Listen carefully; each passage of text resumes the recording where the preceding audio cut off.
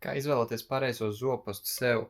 Nu, tur ir jāzina, vai jums ir kādas zobu problēmas vai nav. Ja jums nav zobu problēmas, tad pa lielam jums derēs gandrīz jebkura ikdienas lietošanas zobu pasta. Es iesaku tādas, kurās ir arī fluorīds. Viņās 99% visās zobpastās viņš ir iekšā.